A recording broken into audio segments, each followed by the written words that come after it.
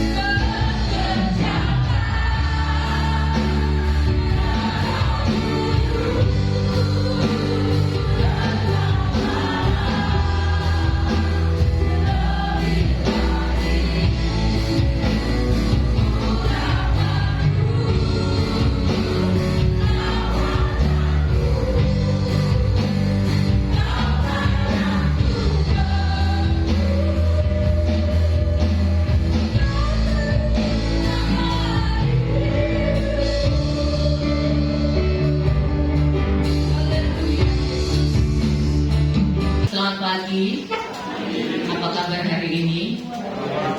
Kita bangkitkan semangat dulu ya. Kalau saya bilang semangat pagi seperti kemarin di Kids Camp, pagi semangat gitu. Tapi dengan suara yang lantang, dengan suara yang keras, dengan gairah supaya apa? Supaya kita bisa semangat lagi. Semangat pagi.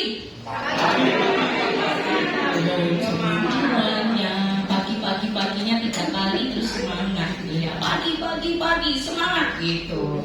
Kayaknya nggak afdol kalau duduk berdiri lagi.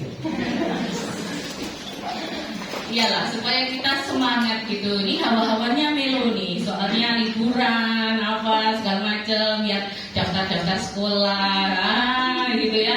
Itu ada sisi-sisi seperti itunya. Bapak Ibu, semangat pagi. Pagi. Oh, bisa lebih keras dari ini. Semangat pagi. Pagi. Silakan duduk kembali. Iya, harus gitulah. Kita sebagai anak-anak Tuhan, kita punya harapan. Kita punya iman di dalam Tuhan. Kita punya selagi dunia masih berputar, mentari masih bersinar, harapan itu masih ada. Iyalah, selagi mentari bersinar, dunia masih berputar, nafas masih ada, harapan itu masih ada. Ada satu tokoh lagi menyambung beberapa minggu ini. Kita lihat ada Obed-Edom. Ketika tabut Allah ada di rumah Obed-Edom, maka apa yang terjadi? Tuhan memberkati keluarganya. Minggu lalu kita belajar tentang Yusuf. Yusuf dikhususkan oleh Tuhan. Tuhan punya tujuan indah dalam hidupnya. Dia memilih mengirim dulu Yusuf ke Mesir untuk memelihara kehidupan seluruh bangsanya. Pagi hari ini juga ada seorang perempuan ya. Dia juga punya keluarga dan oleh imannya seluruh keluarganya boleh diselamatkan oleh Tuhan. Kita akan lihat bersama-sama seorang perempuan pengukir sejarah digambarkan atau divisualisasikan dalam Google, dalam internet ya. Kalau Ibu lihat, dia cantik. Perempuan ini cantik ya. Perempuan ini manis. Nanti ala-ala perempuan Kanaan begitu. Nah, itu dia ya. Ayo ya, gitu ya. Cantik banget. Nah, ini digambarkan seperti itu. Seorang perempuan pengukir sejarah. Kita akan baca Yosua pasal 2 ayat 1 sampai 24, Yosua 6 ayat 17, 22, 23. Kita akan baca bersama-sama dengan suara yang tadi Bapak Ibu sampaikan pagi semangat gitu ya, dengan suara yang keras. Yosua 2 ayat 1 sampai 24, kemudian Yosua pasal 6 ayat 17, 22 dan 23. Yosua pasal 2 dulu. Kita akan baca bersama-sama, hitungan ketiga mulai. 2, 3. Yosua bingung dengan dia melepas dari Sitim 2 orang wanita yang katanya, "Pergilah, anak-anak itu dan berkata itu." Maka pergilah mereka dan sampailah mereka bersama seorang perempuan muda yang bernama Rahab, lalu tidur di situ 2. Kemudian diberitahukanlah kepada raja Yeriko demikian, tadi malam pada orang datang kemari untuk menyelidiki 3. Maka mengatakan bahwa itulah orang-orang yang datang kepadamu itu yang telah masuk ke dalam rumahmu, sebab mereka datang untuk menyelidiki seluruh kehidupan. Tetapi orang itu telah membawa dan menyembunyikan orang itu. Berkatalah dia, memang orang itu telah datang kepadaku, tetapi aku tidak tahu dari mana mereka. Dan ketika aku keluar menghadap itu dia malam, maka keluarlah orang-orang itu. Aku tidak tahu kemana orang-orang itu pergi. Segera kejar mereka, tentulah kamu dapat menyusul mereka. Nah, tetapi perempuan itu telah menuju ke jalan dan menyembunyikan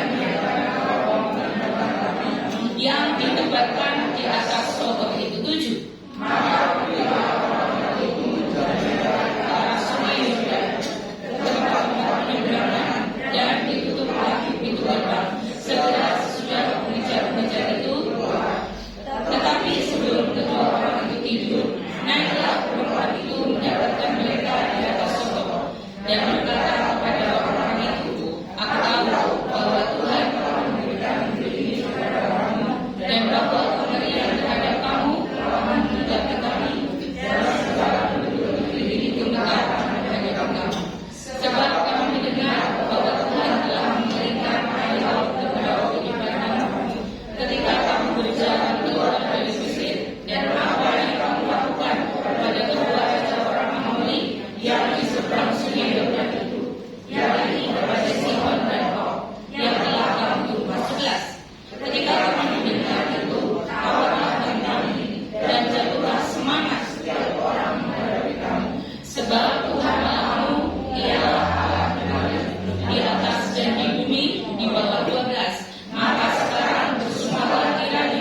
demi Tuhan bahwa karena terhadapmu, kamu juga akan berlaku ramah terhadap kaum keluargaku, dan berikanlah kepada suatu tanda yang dapat dipercaya, bahwa kamu akan membiarkan hidup ayah dan ibuku, saudara-saudaraku yang laki-laki dan yang perempuan, dan semua orang-orang mereka, dan bahwa kamu akan menyelamatkan nyawa kami dari 14. Lalu jawab kedua orang itu kepadanya, nyawa kami lah jaminannya bagi kamu, asal jangan mengorbankan perkara kami ini. Apabila Tuhan nanti memberikan negeri ini kepada kami, maka kami akan menunjukkan terima kasih dan setia kami. 15. Kemudian perempuan itu tadi melalui jendela, sebab rumahnya itu letaknya pada tembok. Jadi pada tembok itulah dia diam. 16. Pergilah ke pegunungan, supaya pengejar-pengejar itu jangan menemui kamu, dan bersembunyilah di sana 3 hari lamanya, sampai pengejar-pengejar itu pulang. Kemudian bolehlah kamu melanjutkan perjalananmu.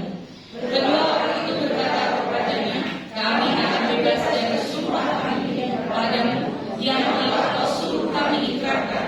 Sesungguhnya apabila kami memasuki negeri ini, haruslah kami dari benang divisi ini kau ikatkan pada jendela tempat kau menurunkan kami, dan ayahmu serta ibumu, saudara-saudaramu, serta seluruh kaum keluargamu, kau kumpulkan di rumahmu. Setiap orang yang keluar nanti dari pintu rumahmu harus sendiri menanggung akibatnya. Kalau darahnya tertumpah dan kami tidak bersalah, tetapi siapapun juga yang ada di dalam rumahmu, jika ada orang yang mencederainya, kamilah yang menanggung akibat perbuatan darahnya. 20. Tetapi jika kau mengabarkan perkara kami ini, maka bebaslah kami dari sumpah kepadamu itu yang telah kau suruh kami ikrarkan. Perempuan itu pun berkata, seperti yang telah kamu katakan, demikianlah akan terjadi. Sesudah itu dilepaskannya orang-orang itu pergi, maka berkatalah mereka. Kemudian perempuan itu mengatakan tali divisi itu pada jendela. Mereka pun pergilah dan tinggal di pegunungan. Mereka tinggal di sana 3 hari lamanya, sampai pengejar-pengejar itu pulang. Pengejar-pengejar itu telah mencari di mana-mana sepanjang jalan tanpa menemukan mereka. Maka pulanglah kedua orang itu. Mereka turun dari pegunungan, lalu menyeberang dan sampai kepada Yosua bin Nun. Kemudian mereka ceritakan segala pengalaman mereka. Kata mereka kepada Yosua, Tuhan telah menyerahkan seluruh negeri ini dalam tangan kita, bahkan seluruh penduduk negeri ini gemetar menghadapi kita. Masih lanjut pasal yang ke-6 ayat 17 dan 22-23. Yosua, masih dalam Yosua ya. Yosua pasal 6 ayat 17. Hitungan ketiga kita mulai baca. 2, 3. Dan kota itu dengan segala isinya akan dikhususkan bagi Tuhan untuk dimusnahkan. Hanya Rahab perempuan saudara itu akan tetap hidup, ia dengan semua orang yang bersama-sama dengan dia dalam rumah itu, karena ia telah menyembunyikan orang suruhan yang kita suruh. 22 dan 23. 23. Tetapi kepada kedua orang pengintai itu Yosua berkata, masuklah ke dalam rumah perempuan saudara itu, dan bawalah keluar perempuan itu dan semua orang yang bersama-sama dengan dia, seperti yang kamu janjikan dengan bersumpah kepadanya. Lalu masuklah kedua pengintai muda itu dan membawa keluar Rahab dan ayahnya, ibunya, saudara-saudaranya, dan semua orang yang bersama-sama dengan dia, bahkan seluruh kaumnya dibawa mereka keluar. Lalu mereka menunjukkan kepadanya tempat tinggal di luar perkemahan orang Israel. Ya, agak panjang Bapak Ibu ya pagi hari ini, tapi supaya ceritanya bisa Bapak Ibu nikmati. Ada seorang perempuan yang bernama Rahab. Dia dijelaskan di belakangnya nggak enak sebetulnya. Seorang perempuan Rahab disebutkan pasti perempuan sundal gitu ya, pasti perempuan sundal. Nah, ada beberapa yang mengatakan bahwa dia bukan hanya sekedar perempuan yang seperti itu, tapi dia pemilik sebuah penginapan. Olehnya dia bisa menyembunyikan 2 orang pengintai yang mengintai negeri Yeriko atau kota Yeriko pada waktu itu. Jadi dia ini bukan perempuan yang hanya hanya melakukan sebuah hal yang nggak baik, tapi nanti kita lihat bersama, Rahab bukan hanya sekedar perempuan yang dalam tanda kutip negatif perilakunya, negatif perbuatannya, tidak, tetapi dia ini seorang perempuan yang luar biasa, tentunya ada di dalam rencana Tuhan, dan Tuhan pakai perempuan ini untuk bisa masuk di dalam rencana Allah. Rahab ditulis juga di dalam kitab Perjanjian Baru. Saya akan bacakan untuk Bapak Ibu. Yang pertama dituliskan di dalam Matius 1 ayat yang kelima. 3 kali Rahab ini disebutkan di dalam PB. Matius 1 ayat 5, Salmon memperanakan Boaz dari Rahab, Boaz memperanakan Obed dari Rut, Obed memperanakan Isai. Ada 5 orang perempuan yang ditulis dalam silsilah Tuhan Yesus.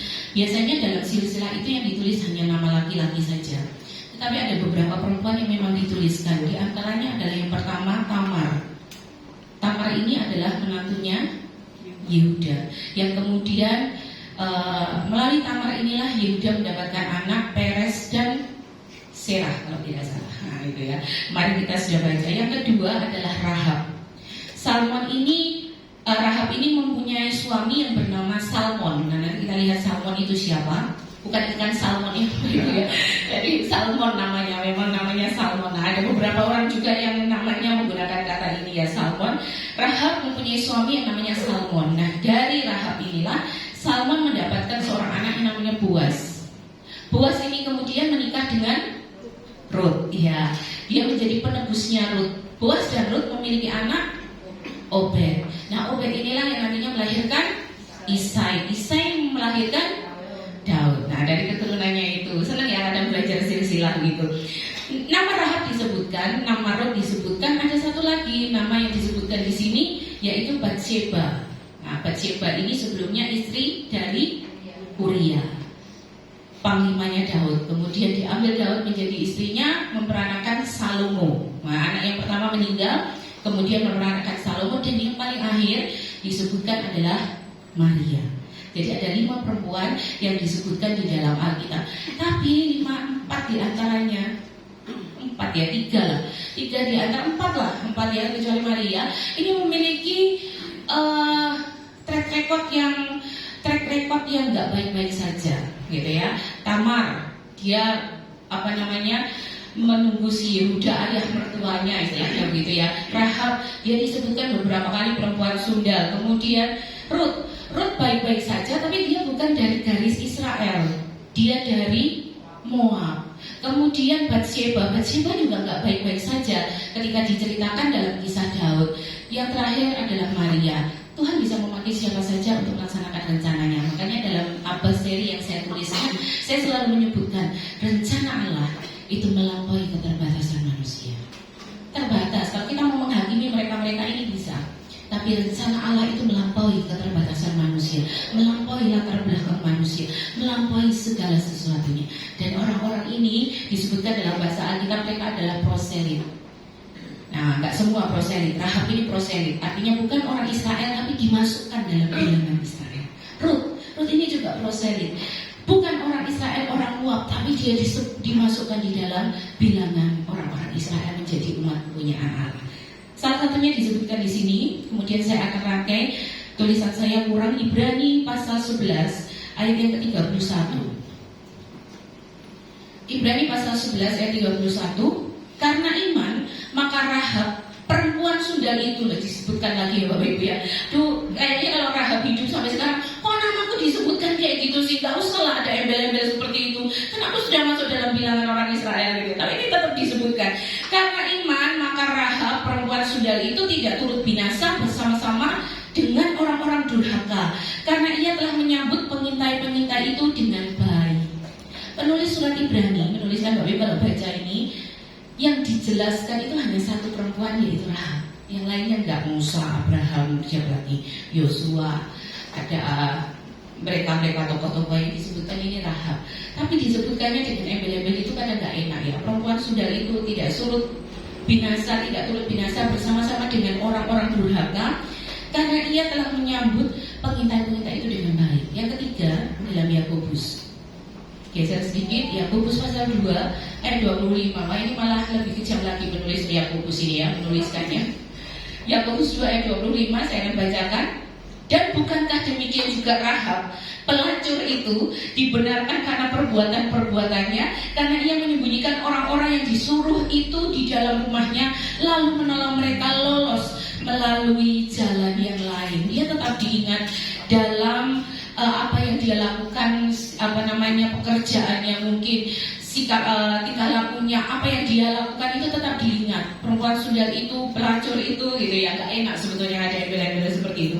Tapi itulah kasih karunia Tuhan dalam kehidupan Rahab. Kemudian Rahab ini punya suami yang namanya Salmon. Salmon ini ada kemungkinan bahwa Salmon ini salah satu dari 2 orang pengintai yang diutus Yosua mengintai negeri Yeriko ini, mengintai apa yang ada di dalam tembok Yeriko yang besar itu tadi. Tadi ayat-ayat yang sudah kita baca, perempuan ini tinggal di atasnya tembok Yeriko. Perempuan ini berdiam di atas tembok Yeriko itu, lalu dia menurunkan tali. Rupanya tembok ini besar, Bapak, besar. Kalau ukuran rumah, bandingkan aja dengan ukuran gereja ini ya, ukuran rumah pasti dia tembok ini besar. Nah, si Rahab ini punya suami namanya Salmon. Salmon ini adalah anak dari Nahason. Tadi Bapak Ibu cari, Nahason ini adalah pemimpin Puak Yehuda. Dia hidup sezaman dengan Musa dan Harun.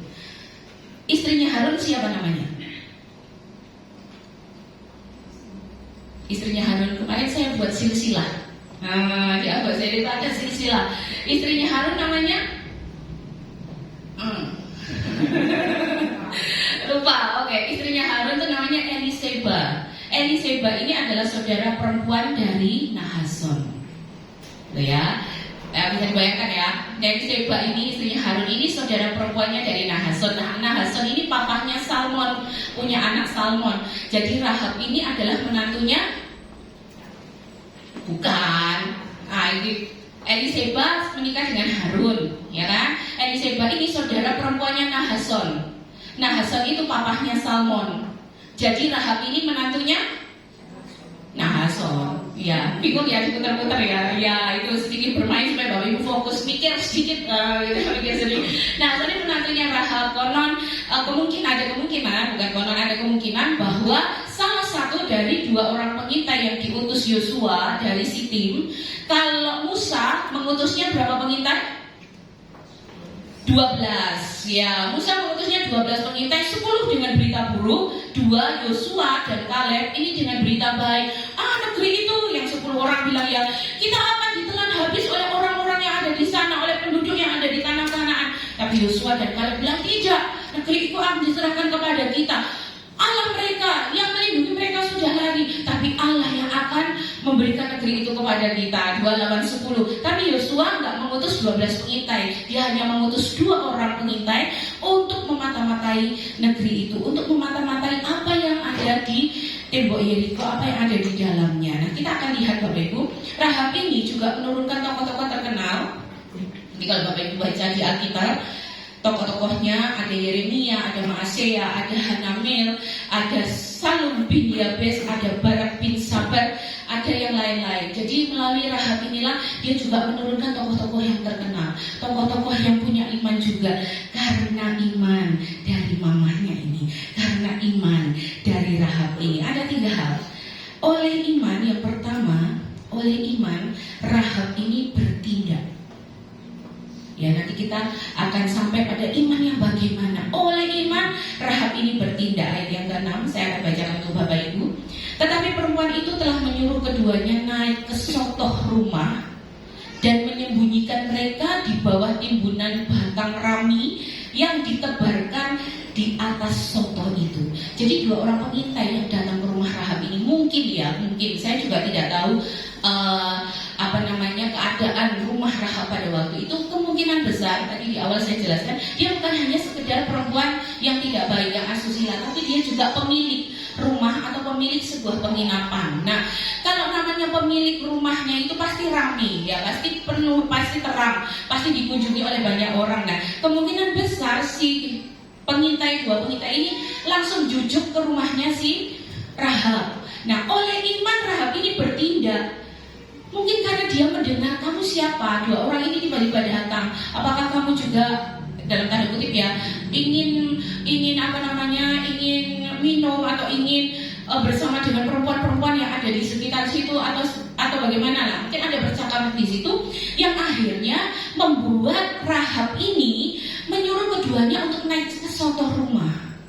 Dia bertindak, oleh imannya dia bertindak untuk menyembunyikan dua orang ini di tumpukan rami, di tumpukan batang rami yang disebarkan di Sotor itu. Kemudian ayat 15-16, kemudian perempuan itu menurunkan mereka dengan tali melalui jendela, sebab rumahnya itu letaknya pada tembok kota.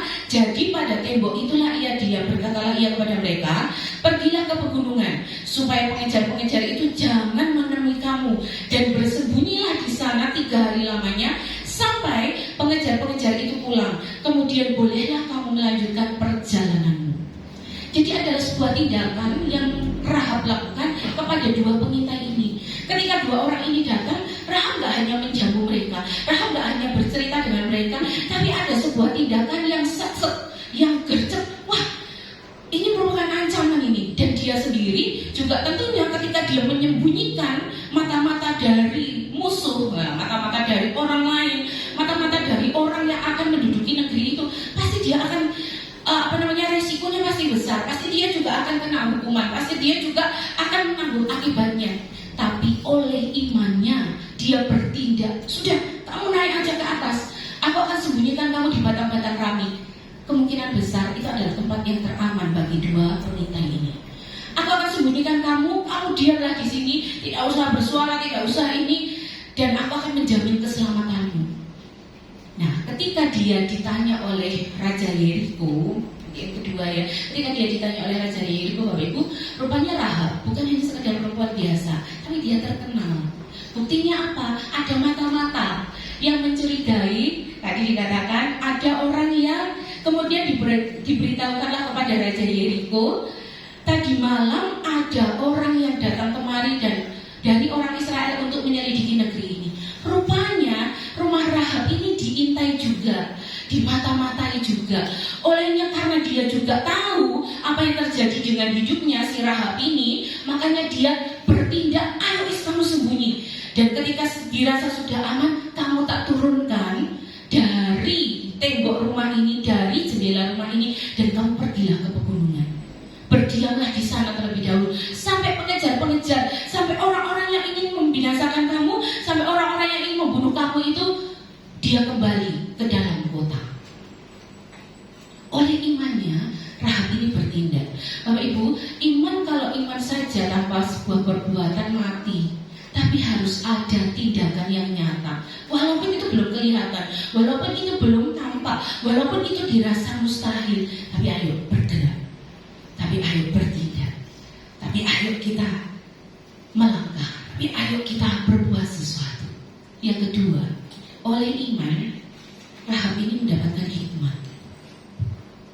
Dia mendapatkan hikmat untuk apa? Yang pertama adalah ketika dia diberitahukan kepada Raja Yeriko bahwa ada orang Israel yang mengintai, maka Raja Yeriko menyuruh orang kepada Rahab mengatakan, bawalah keluar orang-orang yang datang kepadamu itu, ayat 3, yang telah masuk ke dalam rumahmu, sebab mereka datang untuk menyelidiki seluruh negeri ini. Rupanya Bapak Ibu, Yeriko ini terancam.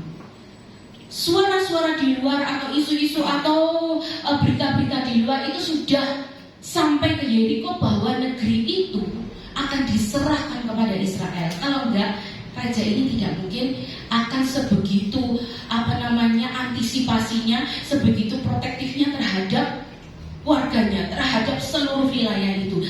Karena bawalah keluar orang-orang yang pergi, sebab mereka datang untuk menyelidiki negeri ini. Berita tentang menyerahkan Kanaan kepada Israel itu tentunya sudah didengar oleh banyak orang, didengar oleh orang-orang di negeri itu. Tapi ayat yang keempat, tetapi perempuan itu telah membawa dan menyembunyikan kedua orang itu, berkatalah ia, memang orang-orang itu telah datang kepadaku. Ini Rahab berkata-kata kepada orang suruhan raja ya, tetapi aku tidak tahu dari mana mereka. Dan ketika ketika pintu gerbang hendak ditutup menjelang malam, maka keluarlah orang-orang itu. Aku tidak tahu kemana orang-orang itu pergi. Segeralah kejar mereka, tentulah kamu dapat menyusul mereka. Dan Rahab pun tahu ketika tadi orang-orang si dua pengintai itu tadi dibebaskan, dia juga tahu pergilah ke gunung, ke pegunungan. Diamlah di sana selama 3 hari. Lalu kemudian kamu kembalilah ke tempat asalmu setelah pengejar-pengejar itu pulang. Bapak Ibu, rupanya Rahab ini bukan hanya seorang perempuan biasa, tapi dia cerdas. Dia berhikmat. Dia membaca situasi.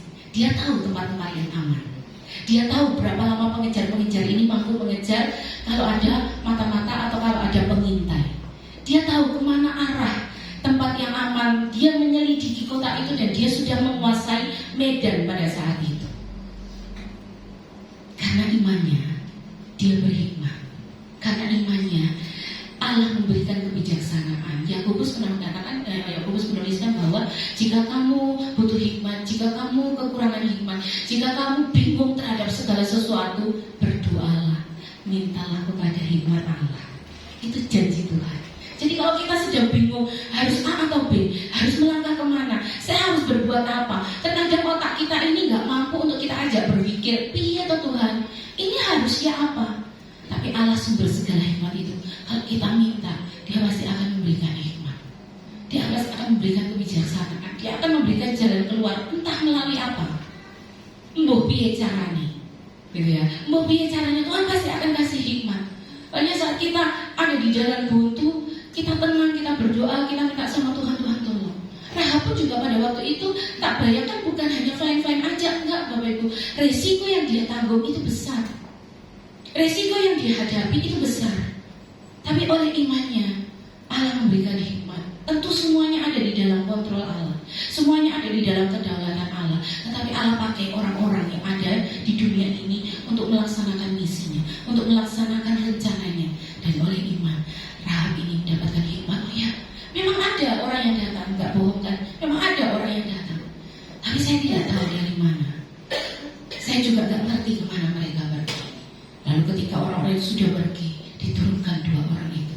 Pergilah ke pegunungan. Jangan sampai kamu dikejar oleh orang-orang itu.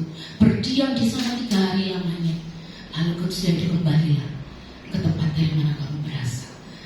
Orang-orang itu sudah kembali. Dia menguasai medan, dia menguasai sekitarnya.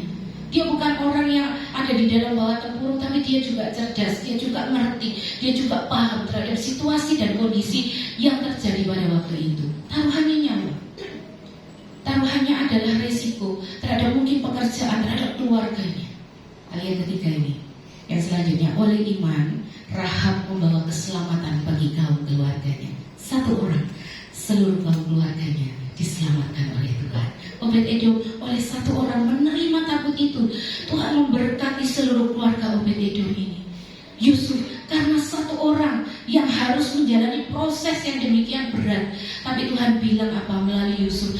Aku dikirim Tuhan ke Mesir untuk memelihara hidup bangsa. Rahab juga sama, dia ada di situ dengan pekerjaannya yang seperti itu, yang mungkin akan dipandang sebelah mata oleh orang lain, tapi melalui hidupnya dia, seluruh keluarganya tadi di pasal 6, bahkan seluruh kaumnya dapat diselamatkan.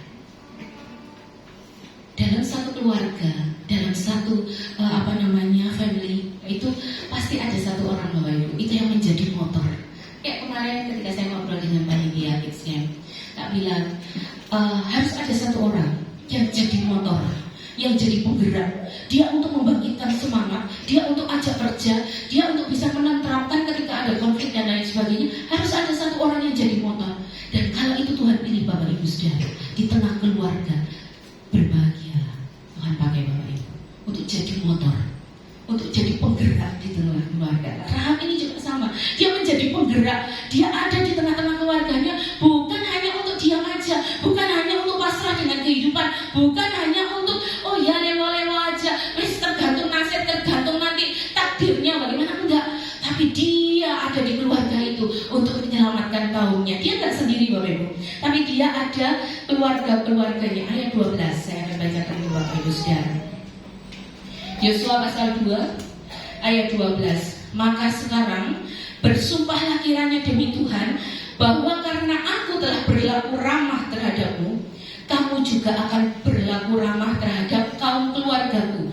Dan berikanlah kepadaku suatu tanda yang dapat dipercaya. Perhatikan ini kaumnya ya, bahwa kamu akan membiarkan hidup ayah dan ibuku, saudara-saudaraku laki-laki dan yang perempuan, dan semua orang-orang mereka, dan bahwa kamu akan menyelamatkan nyawa kami dari maut. Alkitab tidak tuliskan berapa jumlahnya, tetapi diketahui Rahab ini masih punya ayah, masih punya ibu. Ada saudara laki-laki, ada saudara perempuan dengan saudara-saudaranya, dengan keluarganya masing-masing. Berarti banyak ya Bapak Ibu ya. Ada banyak orang di situ. Yang tadi Yosua pasal 6 ayat 17. Dan kota itu dengan segala isinya akan dikhususkan bagi Tuhan untuk dimusnahkan. Hanya Rahab, perempuan sundal itu akan tetap hidup. Ia dengan semua orang yang bersama-sama dengan dia di dalam rumah itu. Ayat 22, 23. 23, lalu masuklah kedua pengintai muda itu dan membawa keluar Rahab dan ayahnya dan ibunya dan saudara-saudaranya laki-laki dan perempuan ya, dan semua orang yang bersama-sama dengan dia, bahkan seluruh kaumnya dibawa mereka keluar. Lalu mereka menunjukkan kepadanya tempat tinggal di luar perkemahan orang Israel. Mereka saling janji, antara pengintai dengan Rahab ini saling janji. Apa tanda yang dapat dipercaya untuk bisa aku lakukan?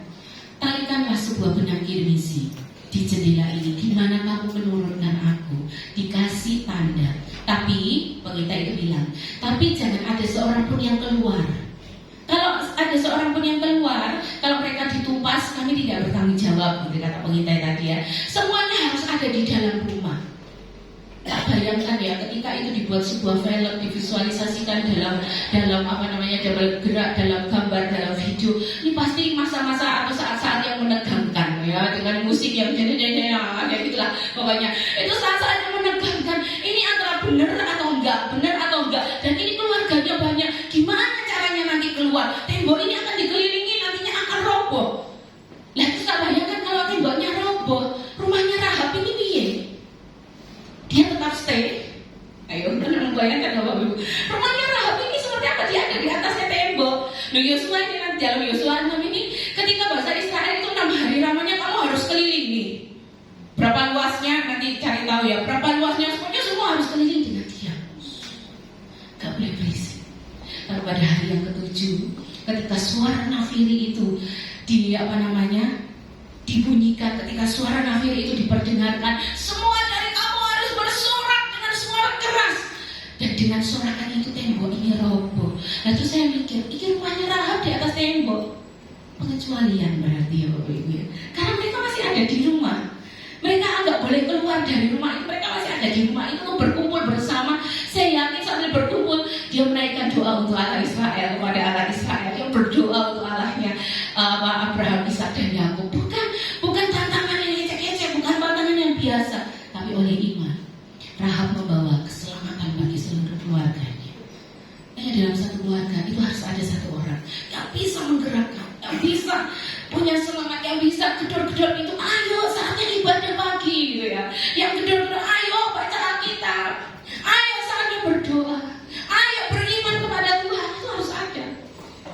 Nah itu harus diwariskan. Kalau dari mama, dari papa, harus diwariskan ke anaknya.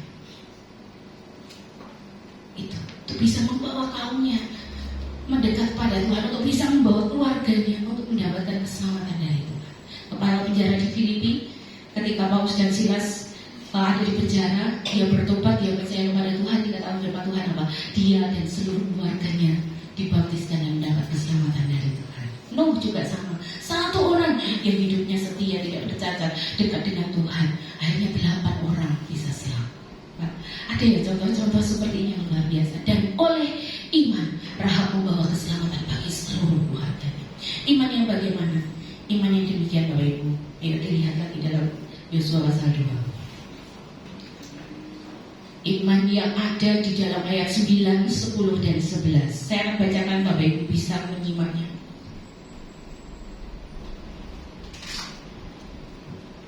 Ayat 8 ya, saya akan mulai baca. Tetapi sebelum kedua orang itu tidur, pengintai itu tadi, naiklah perempuan itu mendapatkan mereka di atas sotoh dan berkata kepada orang-orang itu, aku tahu bahwa Tuhan telah memberikan negeri ini kepada kamu, dan bahwa kengerian terhadap kamu telah menghinggapi kami, dan segala penduduk ini gemetar menghadapi kamu.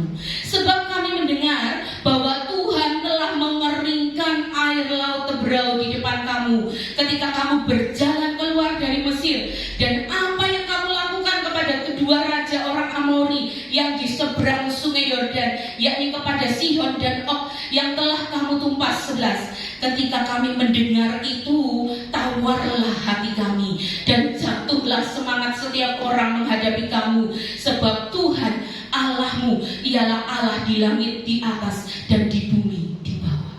Hebat ya statementnya Rahab.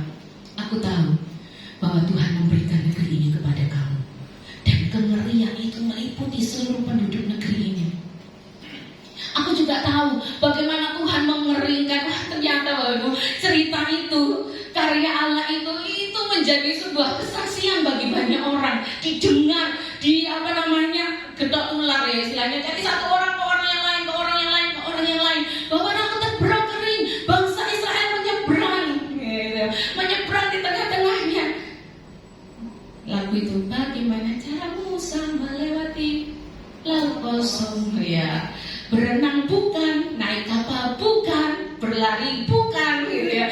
Tapi Allah meniup angin gitu ya, meniup angin dan jalanan itu kering. Tembok-tembok air di samping kanan kirinya Bapak Ibu, itu peristiwa yang luar biasa. Dan pada saat itu ketika bangsa Israel di depan ada laut Tebrau, di belakang ada pasukan Mesir yang mengejar. Mereka jalan. Gak cuma kita ya, gak cuma orang-orang muda loh. Ada yang sudah sepuh, ada ternak, ada yang masih anak-anak. Wah, Musa harus memimpin orang lain seperti itu.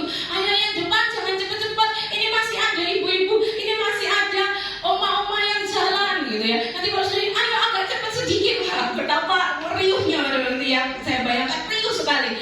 Dan mereka menyeberangi itu di tanah yang kering. Ternyata cerita ini didengar oleh penduduk kota Yeriko, dan kami mendengar itu.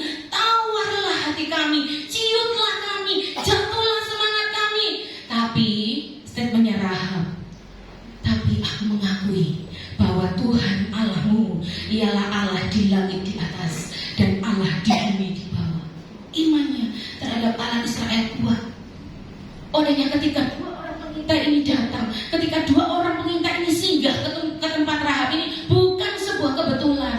Itu ada dalam pimpinan Tuhan, di mana ada seorang perempuan yang punya iman kepada Tuhan, iman yang kokoh, iman yang tidak ragu, iman yang gak timbul tenggelam, gak hanya sekali-sekali, tapi iman yang kokoh. Yang kedua, iman yang bagaimana? Iman yang tegas, iman yang meneguhkan janji Tuhan bagi Israel.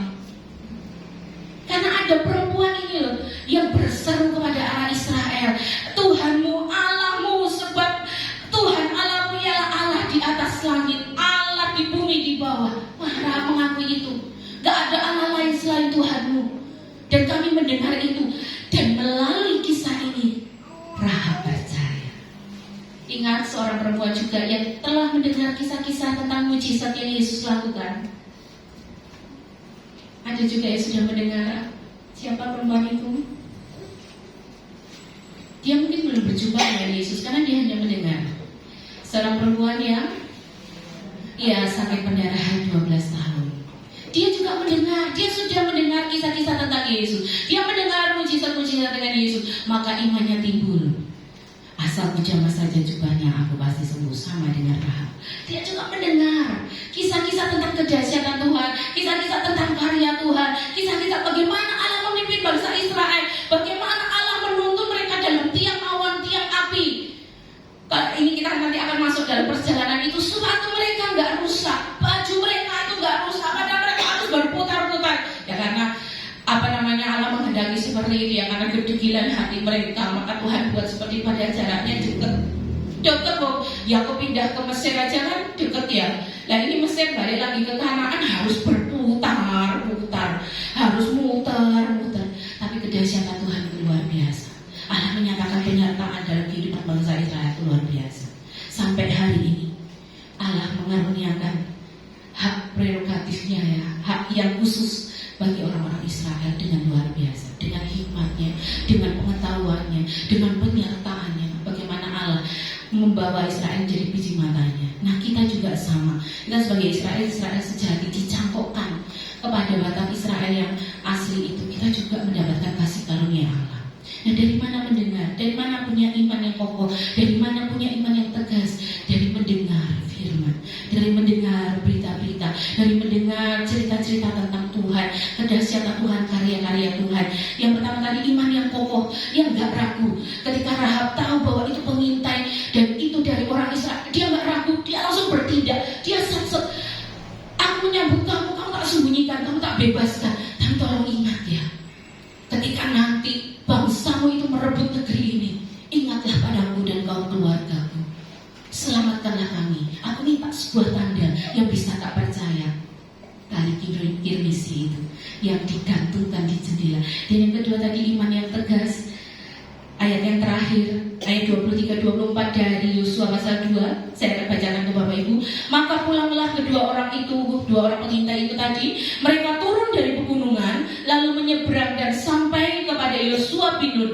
Kemudian mereka ceritakan segala pengalaman mereka. 24. Kata mereka kepada Yosua, Tuhan telah menyerahkan seluruh negeri ini ke dalam tangan kita. Bahkan seluruh penduduk negeri itu gemetar menghadapi kita. Nah, ini iman yang tegas, yang meneguhkan janji Tuhan kepada Israel, diteguhkan dengan pengalaman dua pengintai ini bersama Rahab. Apa yang Rahab lakukan? Tindakan imannya itu rupanya membakar semangat, membakar gairah, membakar membakar tindakan dari dua pengintai ini tadi, sehingga ketika dia kembali kepada Yosua, dia mengatakan statement yang luar biasa. Tuhan sudah menyerahkan negeri ini kepada kita dan membuat seluruh penduduknya gemetar. Ayo cepat, ayo kita dan satu untuk merebut negeri ini jadi negeri yang dijanjikan oleh Tuhan. Itu membakar semangat. Tadi di awal saya katakan pada Bapak Ibu, ayo kita semangat pagi semangat. Supaya apa? Dengan kita semangat, itu mampu membakar kita untuk bisa bersemangat menjalani hari, untuk bisa menguatkan kita menghadapi tantangan, untuk bisa menguatkan kita menghadapi situasi yang mungkin sulit, situasi yang mungkin di luar ekspektasi kita. Tapi dengan adanya semangat, itu mampu menggairahkan kita. Dan semangat itu lahirnya dari mana? Dengan iman kepada Tuhan. Percaya bahwa Tuhan selalu ada beserta dengan kita, bahwa Tuhan selalu ada menyertai hidup kita. Melalui Rahab pagi hari ini kita belajar dengan imannya, iman yang kokoh, iman yang gak ragu, iman yang tidak hilang timbul, tidak timbul tenggelam, iman yang tidak hanya sekali-sekali, iman yang tidak hanya di saat baik, tapi iman yang kokoh, yang tidak tergoyahkan, yang tidak terbantahkan, yang tidak tergoyahkan. Yang kedua adalah iman yang tegas, iman yang meneguhkan janji Tuhan bagi orang Israel. Nah, iman ini timbul dari mana? Pendengaran akan apa? Tentang firman Tuhan. Roma, yuk. Masih ingat ayatnya di mana? Roma pasal, kita baca yuk. Roma pasal 10 ayat 17. Kita baca bersama-sama dengan suara yang tegas, dengan semangat ya. Roma 10 ayat 17. 2, 3. Jadi iman timbul dari pendengaran, dan pendengaran oleh firman Kristus. Sudah baca Alkitab pagi hari ini? Ada yang repel-repel laporannya? Ada ya, manusiawi gitu ya, manusiawi, tapi tidak untuk digeneralisasi. Bapak Ibu kalau bacanya diropel 3 pasal sekaligus belum loh Bapak Ibu ya. Jadi setiap hari satu pasal ini menarik nih, masih tulah-tulah. Besok sampai di kematian anak sulung, bagaimana mereka keluar nanti merayakan Paskah. Ini cerita yang menarik. Belum sampai kitab-kitab yang nggak menarik. Nanti kalau sampai kitab-kitab yang nggak menarik, saya juga bingung nanti buat ABC-nya seperti apa. Kami minta hikmat ya tadi ya, minta hikmat dari Tuhan. Tuhan beri hikmat supaya bisa membuat, bisa memperkaya Bapak Ibu. Jadi iman timbul dari pendengaran. Makanya Bapak Ibu kalau membaca Alkitab, bacalah dengan bersuara. Supaya apa? Supaya kita sendiri ini mendengar apa yang kita baca, kita mendengar. Kalau cuma dalam hati, lali nanti sampai pasal sampai ayat berapa ya tadi ya? Lupa. Apalagi kalau berdoa tanpa bersuara, bablas itu nanti. Ya, tapi kalau berdoa bersuara, walaupun itu doa pribadi, walaupun doa sendiri, nggak ada orang kan? Ya nggak ada orang di sekitar kita, nggak apa-apa bersuara. Saya juga bersuara. Umat kami saya kadang bersuara. Bersuara supaya apa? Supaya ketika kita doa itu nggak kebablasan. Gitu ya, kalau dalam hati itu bisa nunduk, semakin nunduk ada dalam hadirat Tuhan. Ada dalam hadirat Tuhan, nggak tahu kapan aminnya, tapi bersuara. Firman Tuhan juga sama. Apa yang Bapak Ibu Saudara dengar setiap minggu, apa yang Bapak Ibu Saudara dengar setiap hari, anak-anak yang mendengar, itu untuk menguatkan iman percaya kita. Bahwa kita itu punya Allah, kita itu punya Tuhan, kita itu punya Yesus yang selalu menyertai, yang selalu menguatkan kita, yang selalu memberkati kita, yang selalu menopang kita, yang selalu menuntun langkah-langkah kita. Jadi ketika kita menghadapi apapun kita nggak takut. Ya, kita nggak takut. Imanku berkata, Engkaulah Tuhan. Imanku berkata bahwa Tuhan itu besar, bahwa Tuhan itu dahsyat. Dan menghadapi segala sesuatu manusiawi, Bapak Ibu, sekali lagi saya katakan, kalau ada kecewa, ada sedihnya, kalau kita ada patah semangatnya, itu manusiawi. Masih ada di dalam dunia, jadi masih bisa nangis, masih bisa pegel, masih bisa apa, itu masih ada di dalam dunia. Tapi kalau kita beriman kepada Tuhan, iman itu akan membangkitkan semangat kita tiap-tiap hari untuk terus melangkah bersama dengan Tuhan. Cantik ya Rahab ya, ini visualisasinya. Saya senang dengan wajah-wajah seperti ini tuh. Iya, ya wajah-wajahnya tuh Tuhan menolong Rahab, Tuhan juga yang akan menolong kita. Seorang perempuan yang masuk di dalam sejarahnya Allah, bukan dari bangsa Israel, tapi ceritanya ditulis dalam Alkitab dan bisa kita baca saat ini. Itu karena dia ada sesuatu yang istimewa yang bisa kita pelajari karena imannya di dalam Tuhan. Iman yang kokoh, iman yang tegas di dalam Tuhan. Kita juga sama, kita juga punya iman yang kokoh. Setiap hari baca firman Tuhan, percaya atau nggak percaya Bapak Ibu, setiap hari kita baca firman, itu akan menguatkan kita, membuat kita tidak mudah goyah, dan akan menolong kita untuk meneguhkan janji-janji Tuhan di dalam hidup kita. Kadang kita mulai khawatir, ragu, itu wajar karena kita masih manusia. Pikiran kita, jalan pikiran kita beda dengan jalan pikiran Tuhan. Dan apa yang kita hadapi sehari-hari kita nggak tahu. Tuhan kalau bolehlah jalan hidupku ini Tuhan kasih tahu lah. Kalau kayak gitu kita nggak beriman Bapak Ibu ya. Jadi setiap demi setahap, step by step, Tuhan akan terus meneguhkan melalui firman-Nya. Amin.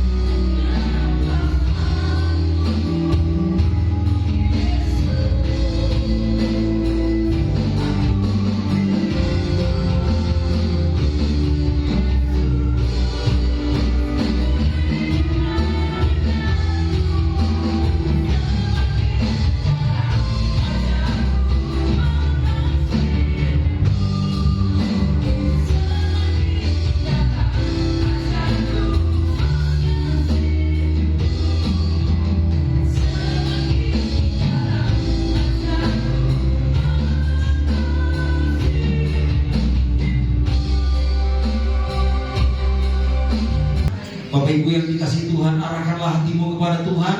Pulanglah dengan penuh sukacita dan terimalah berkat dari Tuhan. Kasih karunia dan damai sejahtera yang berlimpah-limpah dari Allah Bapa di sorga, penyertaan dan cinta dari Tuhan Yesus Kristus menyertai kita semua, dan penghiburan dan kekuatan yang dikerjakan oleh Roh Kudus akan selalu ada di dalam kita, menolong kita, menyertai kita sampai selama-lamanya. Pulanglah, terimalah segala berkat ini. Di dalam nama Tuhan Yesus kami sudah berdoa dan kami mengucap syukur. Haleluya.